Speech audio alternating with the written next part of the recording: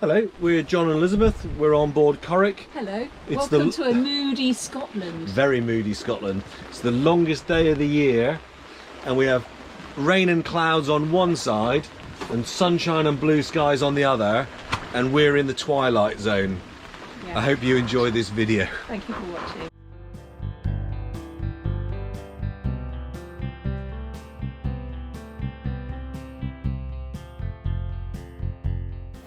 Welcome to Scotland. I'd say it was properly raining. When was the last time you had fall? Oh, you haven't got fall. No, I don't know. Oh, where did The you? sun is shining over there, and it's honking down over there, and we've got the middle ground. One of the things about Plockton was that we it's an engineered village, Tennyson, and built as a project. Social project. Yeah, and it looks really lovely. But we then went for a stroll to Coral Beach, where little nodules of seaweed wash up on the beach, then get bleached in the sun. We've got one of them on the boat now. But it was very, very, very lovely. Very remote.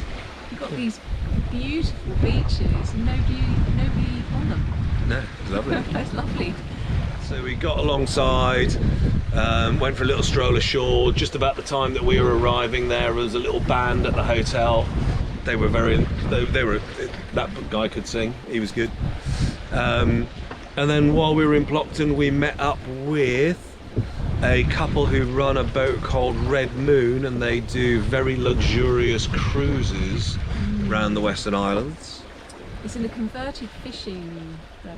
Yeah, very. 1940s. Yes, Yeah. 1944, I think, built at the tail end of the war to regenerate the fishing fleet. But totally luxurious, and Mary is a fantastic cook. Yeah. So the experience that you get is... Yeah, that looks really nice. And then while we ate ashore, there was a very lovely restaurant in Plockton. And as we arrived back reasonably early, somebody recognised the pennant of our sailing association and invited us on board. So we, You know him? yeah. So we had a Very very pleasant time there. Yeah, Plockton was a lot of fun and very beautiful to boot.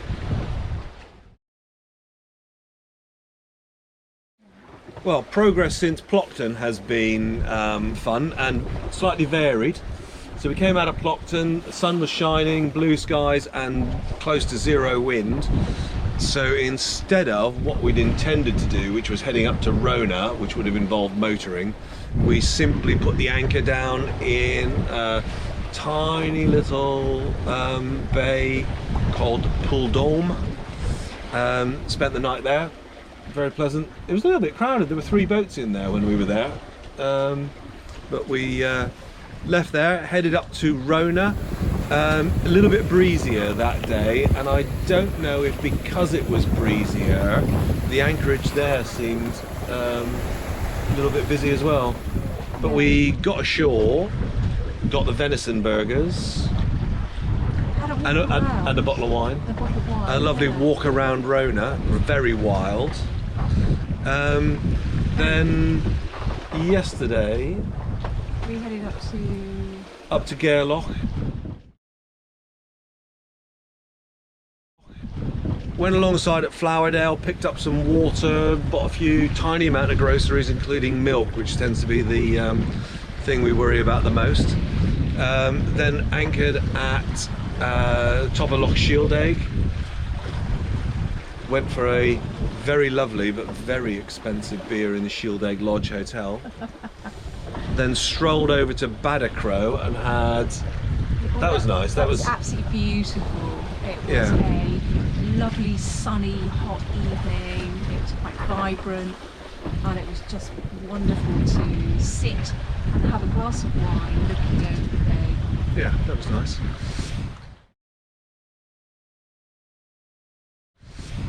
This morning, it was sunshine and flat calm. As we exited Gairloch, it piped up a little bit, and we're having a very lovely run down to Ruba Reed. if that's how you pronounce it. And the ultimate destination when John left Portsmouth was Ullapool, and hopefully we'll be there at the weekend. Ideally, we can report successful completion of getting to Ullapool. Who knows what's going to happen next? Quite. So we've been having a bit of a chat about living on board. We're coming up to the halfway mark of our trip. I think so, yeah. So we I think this coming Sunday it's been 3 months. Yes. And we started to reflect on how it's been living on a boat. In quite restricted. It's not the biggest boat in the world. No. But I don't know, where would you start? What we brought with us, we've been wearing anything from swimming trunks to full foul weather gear and thermals. And we probably got that pretty much right. I mean, you bought an extra jumper when it got really cold. I thought I was going to die of hypothermia. And we got rid of some shorts when we went back south. But other than that, we've done pretty well for gear. We were very conscious of the fact that we didn't want to bring too much on board. Yeah. Because living in such a confined space, I think that would have hindered us. Yes, but it's been 2 pairs of shorts, 2 pairs of long trousers, 3 or 4 t-shirts, 3 or 4 polo shirts, a couple of sets of gym jams.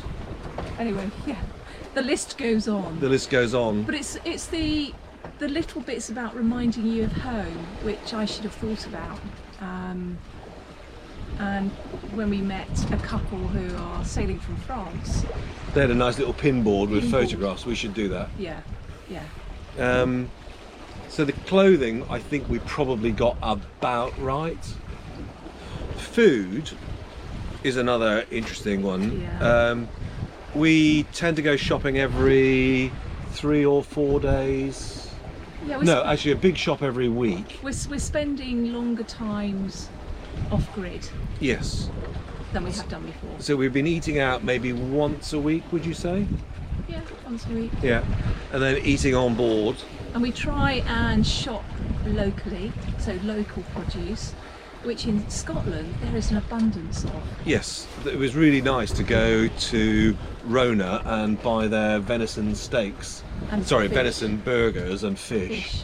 I'm really looking forward to that. And there are a number of honesty boxes around, so you can go and pick up mussels and longestine and from the local fishermen. Yeah, that's nice. But our menu on board has sort of settled down. You know, it's pretty basic. But we always have a good breakfast. We either have porridge or cereal and toast. Lunch is normally a roll and soup, and then supper you always do something really nice. We are lacking in fresh vegetables though. We're lacking fresh vegetables a little bit. We've done okay for fruit though. There's always been bananas and apples and the occasional orange if we're really lucky. Great. But we're mostly, I would say, driven by getting water. Yeah. Mind you, we've never really been below a quarter of a tank. And we've been using the cockpit shower. The cockpit shower has been... that is like, we only use a certain amount of water and we've got it off to a routine now. Yeah. But when it's absolutely red hot, the cockpit shower is a joy. One of the things we're finding a little bit interesting is that we very frequently don't have any mobile signal and certainly no Wi-Fi. So we've got into a bit of a routine when we do have Wi-Fi that we get stuff downloaded to the iPad, and then that's either a movie or 2 on Netflix or some series, some podcasts, a little bit of YouTube. But I am now increasingly just keeping my phone for phone calls, a little bit of uses, navigation and so forth, and I've started to separate those 2 out. We had a bad experience where we were downloading something, the Wi-Fi fell over and we ended up using nearly, if not all, our data. Boring. We moved Elizabeth's phone onto a different network. It hasn't been that great up here. No, neither of them have been great. But we've either both had connectivity or neither.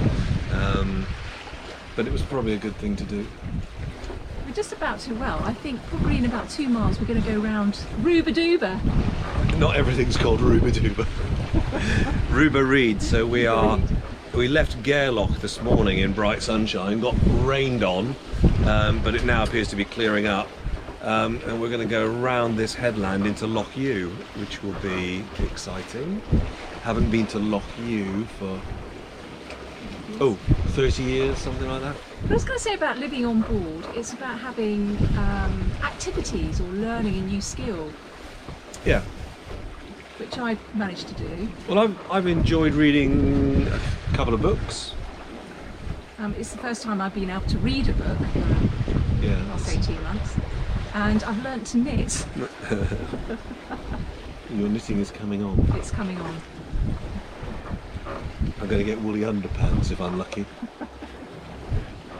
Well, our collection of wildlife is building as well. We haven't seen any minke whales yet. I think they're a little shy. Not recently. We saw them off Col.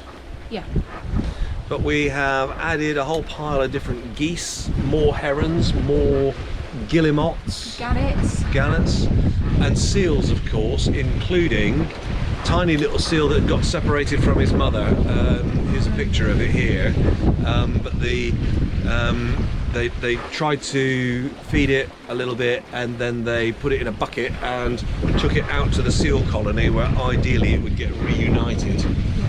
Fingers crossed. It was very interesting seeing, I can't remember his name, Bill, who runs the Rona Island, the way he dealt with it, because he didn't want to have the smell of human contact on the seal.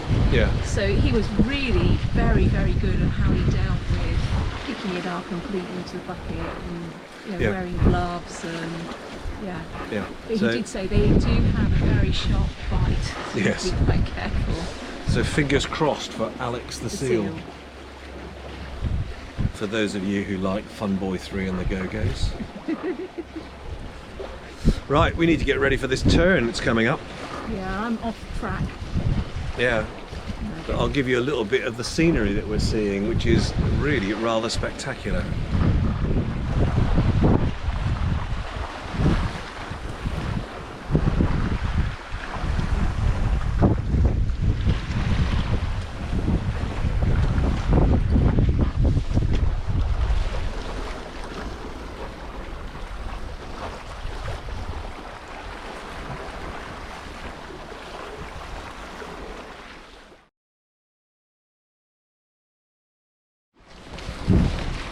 Today's a different day weather-wise.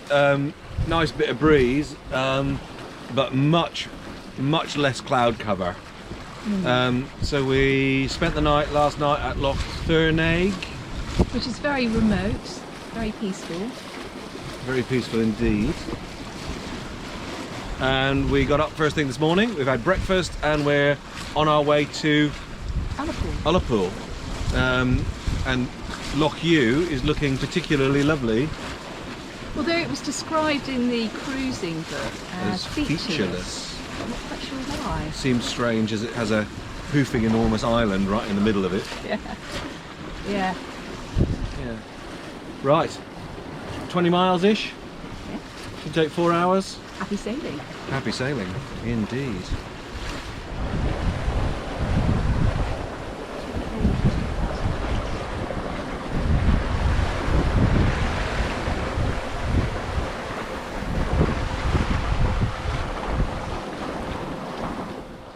Well, Elizabeth, are you enjoying the cruise? I am.